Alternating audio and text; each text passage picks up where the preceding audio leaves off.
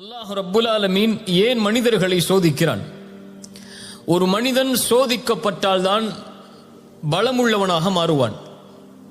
சோதிக்கப்படாத யாரும் பலமுள்ளவர்களாக மாற முடியாது.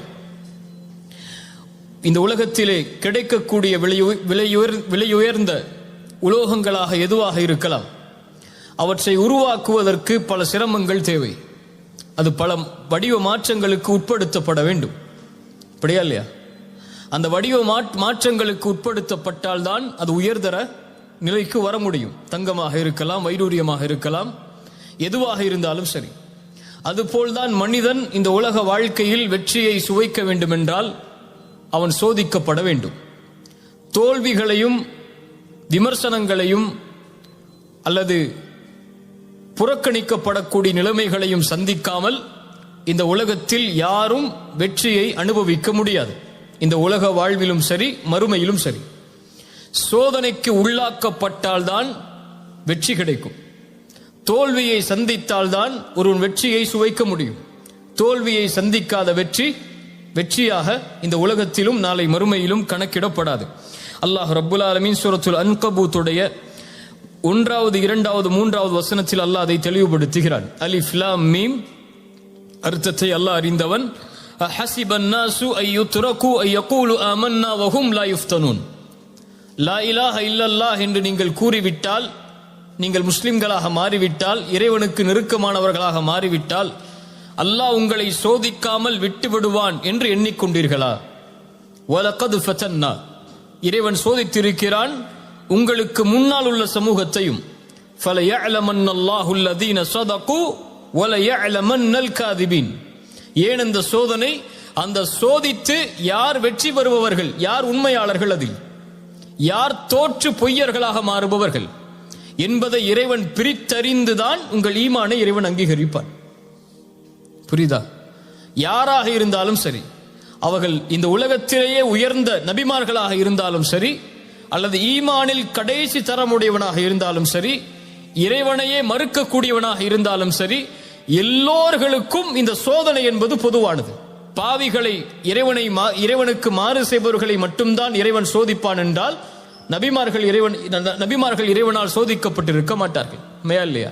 இப்ப நபிமார்களையும் இறைவன் சோதித்திருக்கிறான், பசியை கொண்டு சோதித்திருக்கிறான், அவர்களை மறுக்கக்கூடியவர்களை அவர்களுடைய உறவிலிருந்தே ஏற்படுத்தி சோதித்திருக்கிறான். நபி நூஹை சோதித்தான், யாரை கொண்டு? மகனை கொண்டு. நபி லூத்தை சோதித்தான், யாரை கொண்டு? மனைவியை கொண்டு. இப்ராஹிமை சோதித்தான், தந்தையை கொண்டு. அல்லாஹுடைய ரசூலை சோதித்தான், அவர்கள் விரும்பியவர்களுக்கு ஹிதாயத்தை வழங்காமல். அல்லாஹ் ரப்புல் ஆலமீன் பாவிகளை மட்டும்தான் சோதிப்பான் என்று கிடையாது. அல்லதி ஹலகல் மௌத வல் ஹயாத, சூரத்துல் முல்க் 2வது வசனம். அல்லாஹ் சொல்கிறான், அல்லதி ஹலகல் மௌத வல் ஹயாத லியப்லுவக்கும் அய்யுக்கும் அஹ்ஸனு அமலா. வாழ்வையும் மரணத்தையும் இறைவன் ஏற்படுத்தியதன் நோக்கமே சோதனைக்காகத்தான். இப்ப சோதனை என்பது இந்த உலகத்திலே பொதுவானது. ஆனால் மனிதர்களை பொறுத்தவரை இழப்புகளை மட்டும்தான் சோதனையாக மனிதர்கள் கருதுவார்களே தவிர பெறுவதை சோதனையாக கருத மாட்டார்கள். செல்வம் கிடைப்பதை யாரும் சோதனையாக கருதுவதில்லை. செல்வம் எடுக்கப்பட்டால் தான் இறைவன் சோதிக்கின்றானா என்ற கேள்வி வருகிறது. சுகமாக வாழும் போது இறைவன் சோதிக்கிறானா என்ற கேள்வி யாருக்கும் வருவதில்லை. நோய் ஏற்பட்டால் தான் இறைவன் சோதிக்கிறானா என்ற கேள்வி வருகிறது. வியாபாரத்தில் லாபம் கிடைத்தால் இறைவன் சோதிக்கிறானா என்ற கேள்வி வருவதில்லை. வியாபாரத்தில் நஷ்டமடைந்து ஏமாற்றப்பட்டால் அவன் நினைக்கிறான் இறைவன் என்னை சோதிக்கிறான் என்று. அல்லாஹுடைய பார்வையில் எல்லாம் சோதனை தான். மனிதனை பொறுத்தவரை இழப்புகள் மட்டும்தான் சோதனை. அப்படி மனிதனாக இருந்து இழப்புகளை மட்டும் நீ சோதனையாக கருதினால் வபஷ்ஷிரிஸ் சாபிரின், பொறுமையாளர்களுக்கு நற்செய்தி உண்டு. பொறுமையாளர்கள் என்றால் யார்? யார்? சோதனை வந்துருச்சுன்னு கதவை போட்டுக்கிட்டு வீட்டில் உட்கார்றவங்க பொறுமையாளர்களா? அல்லாஹ் கொடுத்ததில் பொறுமையை கடைபிடிப்பவர்கள், அல்லாஹ் சோதித்ததில் பொறுமையோடு முயற்சி செய்பவர்கள், அல்லாஹ் சோதித்ததில் அந்த சோதனையிலிருந்து வெளியேறுவதற்கு அல்லாஹ் கொடுக்கக்கூடியவற்றை சகித்துக் கொண்டு முன்னேறுபவர்கள், இவர்களால் தான் வெற்றியை சுவைக்க முடியும் என்று இந்த குர்ஆனுடைய வசனம் சொல்லுகிறது. இந்த உலகத்திலே மனிதன் துவளக்கூடிய முக்கியமான சூழல் செல்வம் எடுக்கப்படும் போது, செல்வம் அவனிடமிருந்து குறைக்கப்படும் போதோ அல்லது முழுவதுமாக எடுக்கப்படும் போதோ, அல்லது உறவுகள் அவனை விட்டு பிரியும் நேரத்தில், அல்லது அவன் நினைத்த உறவு அவனுக்கு அமையாத நேரத்தில். அவன் நினைத்த உறவு என்றால் அவன் திருமணம் செய்ய நினைத்த உறவு அவனுக்கு அமையாத நேரத்தில். இந்த உலகத்துடைய சோதனை, உலகத்துடைய கவலை என்று பார்த்தால், ஒன்று செல்வம் இல்லாத கவலை, இன்னொன்று அவன் நினைத்த வாழ்வு அமையாத கவலை. இப்படி இந்த உலகத்திலே கவலைக்குரிய காரணங்கள் என்று ஏராளமாக எடுத்துக்கொண்டே போகலாம். அல்லாஹுடைய மார்க்கம் இதில் நமக்கு தரக்கூடிய விளக்கு என்ன? ரசூலுல்லாஹி ஸல்லல்லாஹு அலைஹி வஸல்லம் சொன்னார்கள், ஃபைன் அஸாபக ஷைஉன், உனக்கு ஏதாவது ஒரு சோதனை ஏற்பட்டால், ஃபலா தகுல் லவ் அன்னி ஃபஅல்து கதா வ கதா, நான் அப்படி செய்திருந்தால் நடந்திருக்காது, நான் இப்படி செய்திருந்தால் நடந்திருக்காது என்று சொல்லாது. வலாக்கின் குல், சொல் கத்தரல்லாஹு வமா ஷாஅ ஃபஅல், அல்லாஹ் நாடியதுதான் என் வாழ்வில் நடந்தது என்று சொல். ஒரு முஸ்லிமை பொறுத்தவரை, ஒரு முஹ்சினை பொறுத்தவரை, இந்த உலக வாழ்க்கை என்பது அவன் விரும்பியது போல் நடக்காது. அல்லாஹ் விதித்ததின்படிதான் அவனுடைய வாழ்வு இருக்கும். திரும்ப சொல்றேன், ஒரு முஸ்லிமை பொறுத்தவரை அவன் விரும்பியது நடக்காது. அல்லாஹ் எதை விதித்தானோ, அவனுக்கென்று எது முடிவு செய்யப்பட்டிருக்கிறதோ அதுதான் வாழ்வில் நடக்கும். அதனால் இந்த உலகத்தில் ஒரு முஹ்சினை பொறுத்தவரை எது அவனிடத்திலிருந்து எடுக்கப்பட்டாலும், எது அவன் விரும்பியது நடக்காவிட்டாலும், அவன் தேடிய உறவு கைகூடாவிட்டாலும், அவனை பொறுத்தவரை அவன் மனதில் நினைப்பது, இது அல்லாஹுடைய நாட்டத்தில் உள்ளது. என் இறைவன் எனக்கு எப்போதும் நலவைத்தான் நாடி இருப்பான். எனக்கு அநீதம் செய்பவன் இறைவன் அல்ல, எனக்கு நலவு செய்பவன் தான் என் இறைவன். என் தாய் எனக்கு கெடுதல் நினைக்க மாட்டாள், என் தந்தை எனக்கு கெடுதல் நினைக்க மாட்டாள், என்னை நேசிக்கக்கூடியவன் எனக்கு கெடுதல் நினைக்க மாட்டான். அதுபோல்தான் என்னை படைத்தவன் இவர்களை விடவெல்லாம் மேலானவன், அவன் ஒருபோதும் எனக்கு கெடுதல் நிலைத்திருக்க மாட்டான். அவன் நாடியது நடந்திருக்கிறது, நடப்பது எனக்கு நல்லது, நான் அதை விரும்பாவிட்டாலும் என்பதைத்தான் ஒரு முஃமின் தன்னுடைய வாழ்க்கையின் அடிப்படையாக கொண்டிருப்பான். அல்லாஹ் அதைத்தான் சொல்கிறான், ஒன்றை நீங்கள் வெறுப்பீர்கள், ஆனால் அது உங்களுக்கு சிறந்ததாக அமையும். நீங்கள் ஒன்றை நேசிப்பீர்கள், அது உங்களுக்கு தீயதாக அமைந்திருக்கும். வல்லாஹு யஅலம் வ அன்தும் லா தஅலமூன், அல்லாஹ் தான் அறிந்தவன், நீங்கள் அறியாதவர்கள். உங்களை படைத்த இறைவன் தான் உங்களுக்கு எது நலவு என்று தெரிந்தவன். இந்த நேரத்தில் இந்த செல்வம் குறைக்கப்படுவதால் என்ன நலவு இருக்கிறது என்பதை இறைவன் அறிந்தவன். வபஷ்ஷிரிஸ் சாபிரின், நீ பொறுமையோடு இருந்து உன் பாதையில் செல், நீ அறிந்து கொள்வாய் அது என்ன நலவு என்று. உனக்கு ஒரு உறவு கைகூடாவிட்டால், நீ விரும்பிய வாழ்வு உனக்கு அமையாவிட்டால், விரும்பாத வாழ்வு அமைந்து விட்டால் ஏற்றுக்கொள், இறைவன் அதைத்தான் உனக்கு விதித்திருக்கிறான். ஏன் அல்லாஹ் விதித்திருக்கிறான் என்ற கேள்விக்கு பதிலை தேட வேண்டும் என்றால் பொறுமையோடு இரு. பொறுமையோடு இருந்தால் ஏன் இது நடக்கிறது என்பதை நீ அறிந்து கொள்வாய். அல்லாஹுடைய தூதர் ஸல்லல்லாஹு அலைஹி வஸல்லம் அவர்கள் உம்மு சலமா ரலியல்லாஹு அன்ஹா அவர்களுடைய கணவன் அபூ சலமா மரணித்ததற்கு பிறகு ஒரு செய்தியை சொல்லி அனுப்புகிறார்கள். உம்மு சலமாவிற்கு சொல்லுங்கள் ரலியல்லாஹு அன்ஹா, ஒரு முஸ்லிம் சோதிக்கப்பட்டால் அவன் சொல்லட்டும், அல்லாஹ் ரப்புல் ஆலமீன் நாடியதுதான் நடந்திருக்கிறது. இன்னா லில்லாஹி வ இன்னா இலைஹி ராஜிஊன், யா அல்லாஹ் இந்த முசீபத்தை என்னிடத்திலிருந்து நீக்கி இதற்கு பதிலான நலவை என்னுடைய வாழ்வில் ஏற்படுத்து என்று சொல்லட்டும் என்று உம்மு சலமாவிற்கு ரசூலுல்லாஹி ஸல்லல்லாஹு அலைஹி வஸல்லம் செய்தி அனுப்புகிறார்கள். அவருடைய கணவனுடைய மரணத்திற்காக ஒரு உறவை பிரிகிறார்கள். என்ன சொல்லுகிறார்கள்? யா அல்லாஹ் எனக்கு சிறந்ததை கொடு என்று கேட்க சொல்லுகிறார்கள். உம்மு சலமா அறிவாளி, உடனே சொன்னார்கள், அபூ சலமாவை விட சிறந்த கணவரை அல்லாஹ் எனக்கு கொடுப்பாடா என்று. என்ன கேட்டார்கள்? அபூ சலமாவை விட சிறந்த கணவரை இறைவனுக்கு கொடுக்க முடியுமா என்று. அல்லாஹ் ரப்புல் ஆலமீன் அந்த கேள்விக்கு பதிலாக அல்லாஹுடைய ரசூலை கொடுத்தான்.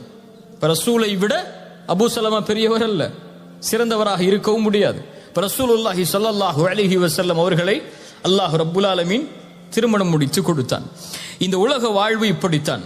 فإن مع العسر يسرا إن مع العسر يسرا, சிரமத்தோடு இன்பம் என்பதும் சேர்ந்து வரும், சிரமத்தோடு இன்பம் என்பதும் சேர்ந்து வரும். இப்னு அப்பாஸ் சொன்னார்கள் ரலியல்லாஹு அன்ஹு, இந்த வசனத்திற்கு விளக்கமாக சூரத்து ஷரஹ்லே வரக்கூடிய இந்த வசனத்திற்கு அல்லாஹ் ரப்புல் ஆலமீன் பஅத் என்ற வார்த்தையை பயன்படுத்தவில்லை, மஅ என்ற வார்த்தையை அல்லாஹ் பயன்படுத்தி இருக்கிறான். அல்ஹம்துலில்லாஹ். பஅத் என்றால் சிரமத்திற்கு பிறகு இன்பம் வரும். ஆனால் அல்லாஹ் சொல்லுவது சிரமத்தோடு இன்பம் வரும். சிரமம் வந்தால் அதன் தொடர்ச்சி அடுத்து இன்பம் தான். நீ பொறுமையாக சகிக்க வேண்டியது அந்த சிரமத்தை தான். இருள் இருக்கிறது என்றால் நீ கழிக்க வேண்டியது அந்த இருளைத்தான். வெளிச்சம் மறுநாள் காலையில் இருக்கிறது. நீ கவலையில் இருளாகிவிட்டது என்று நினைத்தால் வெளிச்சத்தை பார்க்க முடியாது.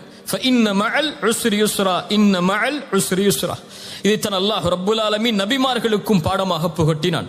சூரா யூசுஃபுடைய 110வது வசனத்தில் அல்லாஹ் சொல்கிறான், ஹத்தா இதஸ்தைஅஸர் ருசுலு வதன்னு அன்னஹும் கத் குதிபு. நபிமார்கள் அழைப்பு பணி செய்கிறார்கள். நபி நூஹ் அழைப்பு பணி செய்கிறார். இறைவனின் பக்கம் மக்களை அழைத்துக் கொண்டே இருக்கிறார். ஆனால் மக்கள் எல்லோரும் அவர்களை வெறுக்கிறார்கள், புறக்கணிக்கிறார்கள், பொய்யர் என்கிறார்கள், சூனியக்காரர் என்கிறார்கள். என்ன நினைத்துக் கொண்டார்கள் நபிமார்கள்? இனிமேல் நம்மை யாரும் நம்பிக்கை கொள்ளக்கூடியவர்கள் உருவாக மாட்டார்கள் என்று நினைக்கும் போதுதான் ஜாஅஹும் நஸ்ருனா, அல்லாஹ் அவர்களுக்கு உதவி செய்வான். அல்லாஹ் அவர்களை அதுவரை அந்த நம்பிக்கையின்மையை அல்லாஹ் ஏற்படுத்தி கொண்டே இருப்பான். அந்த நம்பிக்கையின்மை ஏற்பட்டு முடிந்தது என்று நினைக்கும் போது அல்லாஹ் உதவி செய்வான்.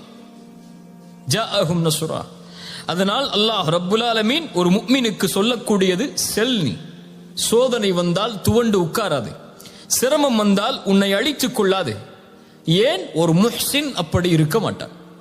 இஹ்சானுக்கும் இதுக்கு என்ன சம்பந்தம்? நீ உள்ள யோசிச்சீங்கல்ல, இஹ்சானுக்கும் இதுக்கும் என்ன சம்பந்தம் என்று சூரத்துல் அன்கபூத் சொல்லுகிற 69வது வசனத்தில், வல்லதீன ஜாஹது ஃபீனா லனஹ்தியன்னஹும் சுபுலனா வ இன்னல்லாஹ லமஅல் முஹ்சினீன்.